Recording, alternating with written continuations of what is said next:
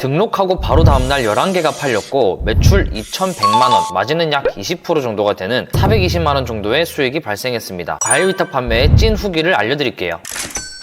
안녕하세요, 동크입니다. 요즘 많은 분들이 관심을 가지고 있는 과일 위탁 판매를 직접 시작한 지 2달이 넘었는데요. 그동안 해보면서 느꼈던 엄청난 장점과 정말 힘들었던 단점에 대해서 말씀드릴게요. 장점 첫 번째, 광고를 돌리지 않아도 됩니다. 농수산물 카테고리 특성상 판매자가 많이 없는 편입니다. 저는 실제로 제일 처음 소싱해서 등록했던 상품이 다음날 바로 11개가 팔리는 경험을 했는데요. 광고를 돌리지 않아도 하루 수십, 수백 개가 판매되는 상품이 아직 많기 때문에 아직 경쟁자가 많이 없고 로켓프레쉬로 도배되어 있지 않는 상품만 잘 찾는다면 광고로 인한 노출 없이도 많은 판매량을 일으킬 수 있습니다. 광고를 돌리지 않는다면 당연히 마진도 높아지겠죠. 광고는 필수인 쿠팡에서 광고를 하지 않아도 팔리니 정말 좋은 시장인 것 같습니다. 두 번째, 면세가 됩니다. 실컷 노력해서 5천만 원을 벌었다고 가정했을 때 부가세를 계산해보면 무려 500만 원이라는 세금을 내게 되는데요. 하지만 농수산물은 면세 대상이기 때문에 부가세를 내지 않아도 됩니다. 제가 농수산물을 판매하고 있는 사업자는 청년종합소득세 혜택을 받는 사업자이기 때문에 부가세와 종소세 둘 다 면제받는 정말 순수익 그대로를 벌고 있습니다. 세 번째, 마진이 좋습니다. 이게 정말 장점 중에 장점인데요. 제가 판매하는 상품들의 객단가는 3만원에서 6만원 정도로 굉장히 높은 편입니다. 한 개를 팔았을 때 남는 마진이 10%에서 20% 정도 되는데요. 객단가가 높기 때문에 판매 수량 대비 마진이 굉장히 높은 편이고, 앞서 말했듯이 광고비와 세금이 나가지 않기 때문에 마진이 굉장히 좋다고 말할 수 있겠습니다. 네 번째, 소싱이 편합니다. 보통 한 공급처에서 한 상품이 아닌 시기마다 여러 가지의 상품들을 운영하고 있는데요. 공급처 하나만 찾아도 여러 개의 상품을 소싱할 수가 있게 되는 거죠. 공급처에서 주위 다른 공급처를 소개해주기도 하고, 제철 상품들의 경우는 1년 한 바퀴만 돈다면 내년부터는 기존 공급처에서 계속 물건을 받으면 되기 때문에 소싱을 할 필요가 없어집니다. 저 같은 경우에는 처음으로 연락드렸던 업체가 8월부터 내년 초까지 여러 상품을 진행한다고 해서 한 번에 몇 가지 상품을 소싱할 수가 있었는데요. 소싱이 가장 어렵고 힘들게 느껴지시는 분들에게는 정말 좋다고 볼 수 있습니다.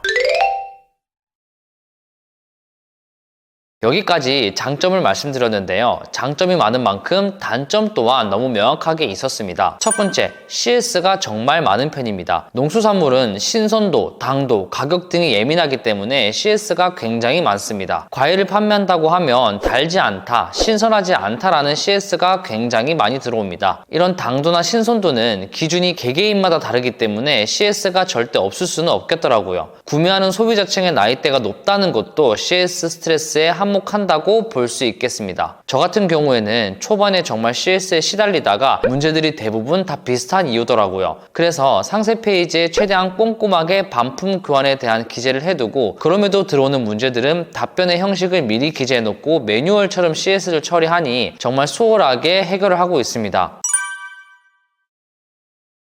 그리고 고객이 반품하고 싶으면 언제든 반품 처리가 가능했던 쿠팡 시스템이지만 신선 배송의 특성상 판매자와 협의하게 되어 있어 소비자의 일방적인 반품이 되지 않는데요. 이때 소비자의 불만을 잘 들어주고 협의를 한다면 반품률을 확 줄일 수가 있습니다. 저 같은 경우에는 1000개 넘게 상품을 판매하면서 반품률이 1%도 되지 않았는데요. 그것도 택배사 분실이나 상품이 완전 상한 게 가서 도저히 반품을 안 해드릴 수가 없겠더라고요. 이처럼 CS는 각각 매뉴얼을 만들어 대처하시고요. 고객과 충분히 소통하는 것이 해결 방법일 것 같습니다. 두 번째, 공급처를 찾는 것이 어렵습니다. 장점에서 소싱하기 매우 편하다고 말씀을 드렸었는데요. 대부분 농장에 직접 연락을 하거나 과일 도소매를 하시는 분께 연락을 드려서 소싱하는 것이 대부분입니다. 과일 위탁 판매가 한창 뜨고 있을 때 텔레마케팅급 많은 전화로 농장주분들이 피해를 많이 보셨다고 합니다. 그래서 거부감이 굉장히 심했는데요. 처음 소싱을 위해 전화를 하실 때 농장주분들의 거부감으로 기가 죽을 수 있지만 꿋꿋하게 설명을 드리고 꾸준히 많은 서칭으로 저는 포기하지 않고 소싱을 하고 있습니다.